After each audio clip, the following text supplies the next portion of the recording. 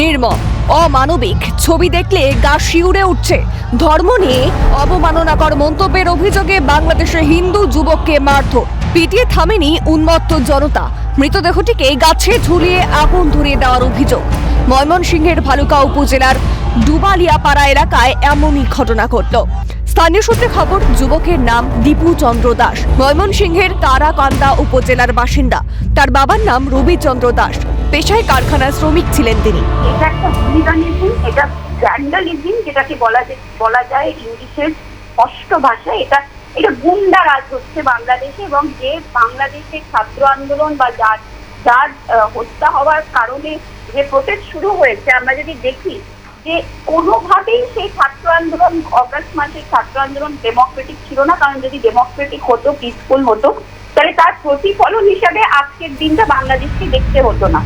বর্তমানে শরীফ ওসমান হাদি খুনে উত্তপ্ত বাংলাদেশ, দিকে দিকে বিক্ষোভ, অগ্নিসংযোগ, নৈরাজ্যের পরিস্থিতি। তারই মধ্যে ময়মনসিংহের ঘটনায় রীতিমতো চাঞ্চল্য। তবে এই ঘটনা প্রথম নয়, আগেও বাংলাদেশের বিভিন্ন প্রান্তের সংখ্যালঘুদের ওপর একের পর এক হামলার ঘটনা ঘটেছে। তবে এবার বিভৎসতার চরম সীমায় পৌঁছেছে।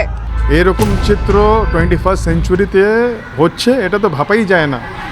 আমরা সবাই হিন্দু খুব আতঙ্কিত রয়েছে। আমি অনেক ফোন কল বাংলাদেশ থেকে এসেছে, সবাই আতঙ্কে রয়েছে।